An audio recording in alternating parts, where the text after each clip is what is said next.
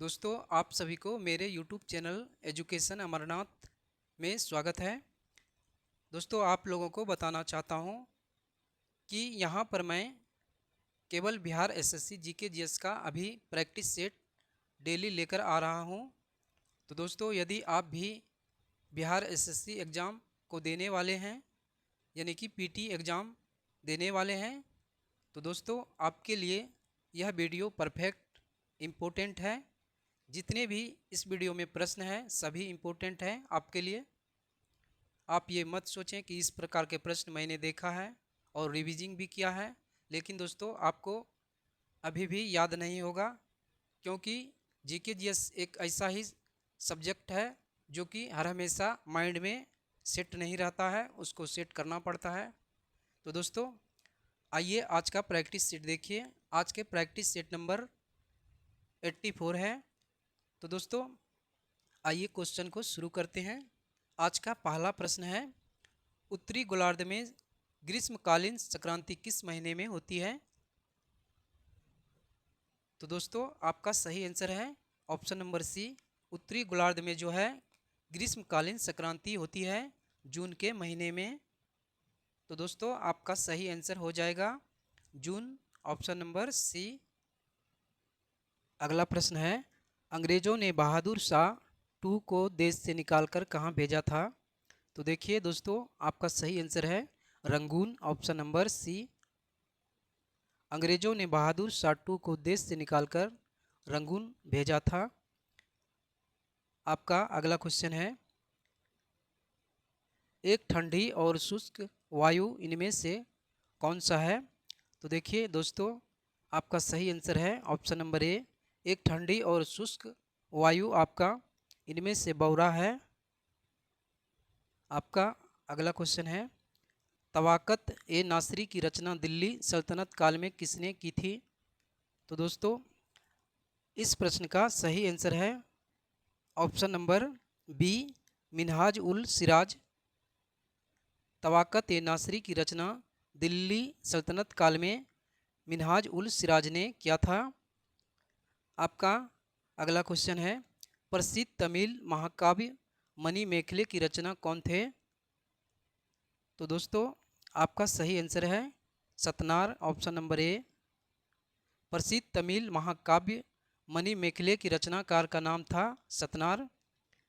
आपका अगला क्वेश्चन है, भारतीय आधिकारिक गोपनीयता अधिनियम कब पारित हुआ था जिसने प्रेस की स्वतंत्रता को प्रतिबंधित कर दिया? तो देखिए दोस्तों इस प्रश्न का सही आंसर है ऑप्शन नंबर डी, 1904 ईस्वी। भारतीय आधिकारिक गोपनीयता अधिनियम यह पारित हुआ था 1904 ईस्वी में, जिसने कि प्रेस की स्वतंत्रता को प्रतिबंधित कर दिया था। आपका अगला प्रश्न है, कौन सी प्रशीतक का उपयोग आजकल नहीं होता है? तो दोस्तों आपका सही आंसर है option number B, carbon dioxide. Carbon dioxide प्रशीतक का उपयोग आजकल नहीं होता है। आपका आंसर हो जाएगा। अगला क्वेश्चन है, प्रोटोजोआ किस रोग के कारक होते हैं? तो दोस्तों आपका सही आंसर है malaria, option number D. Protozoa जो है यह मलेरिया रोग के कारक हैं। आपका अगला प्रश्न है, रक्त में किस नाम का एक तरल मैट्रिक्स होता है जिसमें लाल रक्त कणिकाएं, श्वेत रक्त कणिकाएं और प्लेटलेट्स तैरते रहते हैं? तो दोस्तों आपका सही आंसर है प्लाज्मा, ऑप्शन नंबर डी। रक्त में जो है प्लाज्मा नाम का एक तरल मैट्रिक्स होता है जिसमें कि लाल रक्त कणिकाएं और श्वेत रक्त कणिकाएं और प्लेटलेट्स तैरते रहते हैं। अगला प्रश्न है, निम्न में से किस भूकंपीय तरंगों में अनुप्रस्थ विस्थापन शामिल होती है? तो दोस्तों आपका सही आंसर है एस तरंगे। एस तरंगे में आपका अनुप्रस्थ विस्थापन शामिल होती है।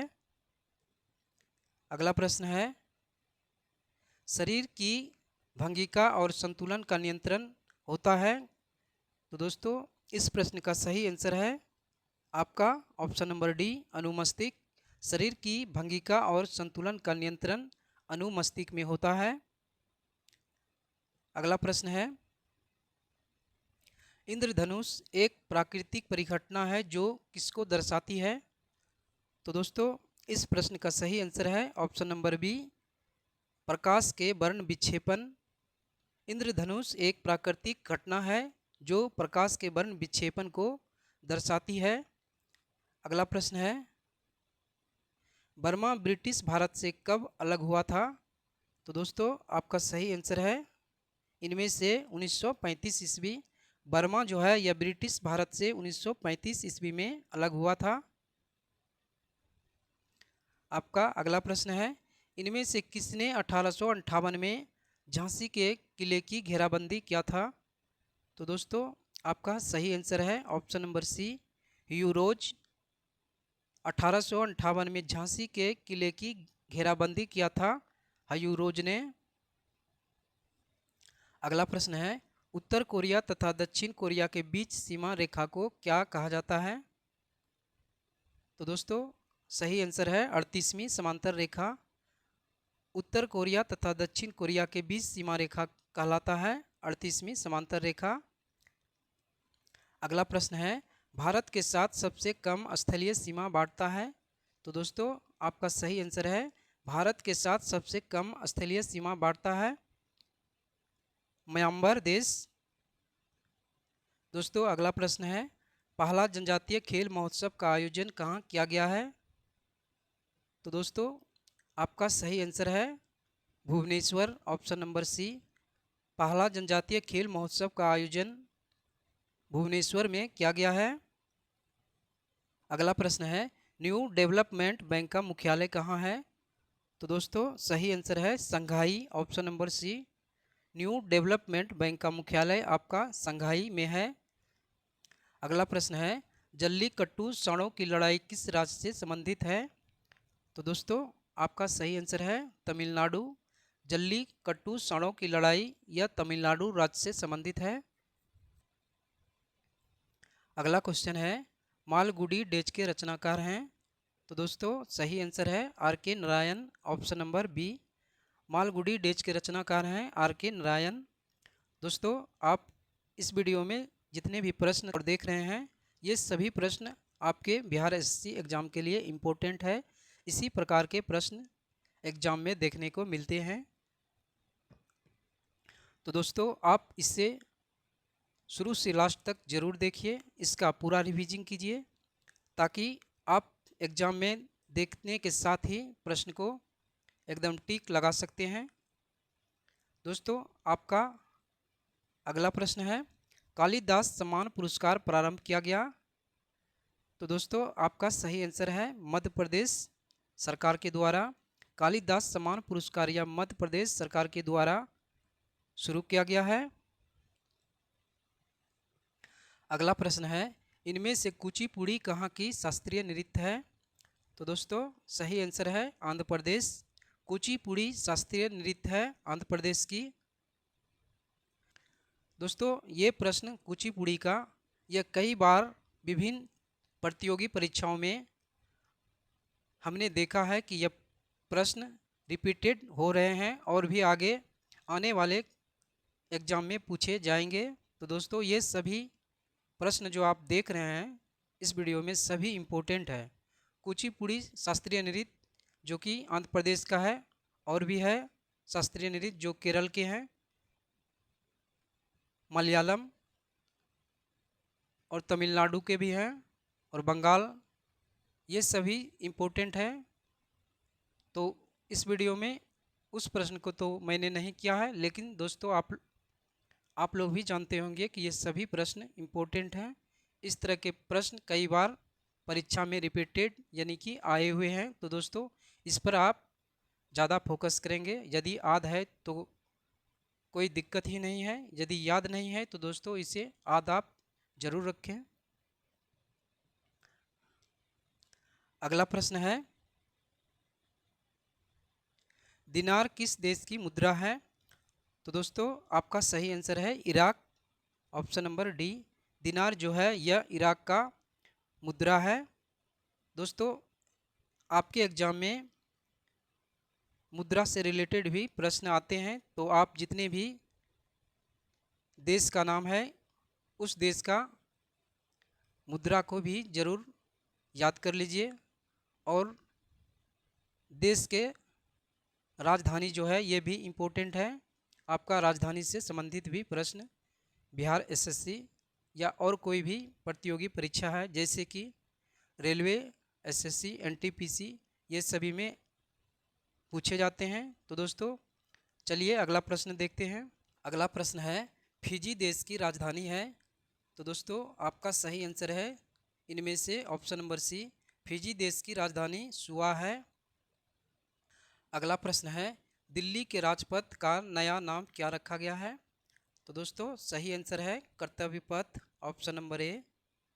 दिल्ली के राजपथ का नया नाम रखा गया है आपका कर्तव्य पथ।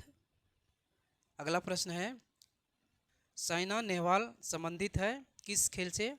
तो देखिए दोस्तों आपका सही आंसर है बैडमिंटन, ऑप्शन नंबर ए। यह प्रश्न दोस्तों मैंने कई एग्जामों में देखे हैं जैसे कि आपका हो गया रेलवे, ग्रुप डी, एनटीपीसी, बहुत से एग्जामों में ये प्रश्न आपका साइना नेहवाल से संबंधित, यानी कि साइना नेहवाल किस खेल से संबंधित खिलाड़ी हैं, इस प्रकार के प्रश्न देखने को मिले हैं। और मैंने भी एग्ज़ाम दिया है, बहुत से एग्ज़ाम, तो ये प्रश्न अवश्य ही देखने को मिला है। तो दोस्तों आपके लिए यह प्रश्न भी इम्पोर्टेंट है। सिर्फ आप साइना नेहवाल से संबंधित ही प्रश्न को नहीं देखेंगे बल्कि टेनिस का भी आ सकता है वहाँ प्रश्न। तो दोस्तों जितने भी आपका खेल से, जैसे कि आपका बैडमिंटन खेल हो गया, टेनिस खेल हो गया, इससे तो प्रश्न एग्जाम में पूछे ही जाते हैं। आप इस खेल से संबंधित जो कि इम्पोर्टेंट खिलाड़ी हैं उस खिलाड़ी का नाम जरूर याद रखें। तो दोस्तों आइए अगला प्रश्न देखते हैं। आपका अगला प्रश्न है, भारतीय उपमहाद्वीप का 7वां सबसे पुराना विश्वविद्यालय पटना विश्वविद्यालय कब स्थापित हुई थी। तो दोस्तों आपका सही आंसर है इनमें से ऑप्शन नंबर बी, 1917 ईस्वी। भारतीय उपमहाद्वीप का 7वां सबसे पुराना विश्वविद्यालय पटना है जो आपका स्थापित हुआ था 1917 ईस्वी में। अगला प्रश्न है, मार्स रोवर संचालित करने वाली पहली भारतीय बन गए हैं। तो दोस्तों इस प्रश्न का सही आंसर है option number A, Akshata Krishnamurthy. Mars rover संचालित करने वाली पहली भारतीय बन गए हैं अक्षता कृष्णमूर्ति। ये आपके करंट अफेयर के अंतर्गत आने वाले प्रश्न हैं। अगला प्रश्न है, जलियांवाला बाग कहाँ है। तो दोस्तों सही आंसर है आपका इनमें से option number A, Amritsar. Jallianwala Bagh जो है यह आपका अमृतसर में है। दोस्तों अमृतसर ये पंजाब राज्य में पड़ता है, यहीं आपका जलियांवाला बाग हत्याकांड हुआ था जो 13 अप्रैल 1919 ईस्वी को हुआ था। अगला प्रश्न है, मानचित्र में समुद्र की समान गहराइयों को जोड़ने वाली रेखाओं को क्या कहा जाता है। तो दोस्तों आपका सही आंसर है ऑप्शन नंबर डी, मानचित्र में समुद्र की समान गहराइयों को जोड़ने वाली रेखाओं को कहा जाता है आइसोबाथ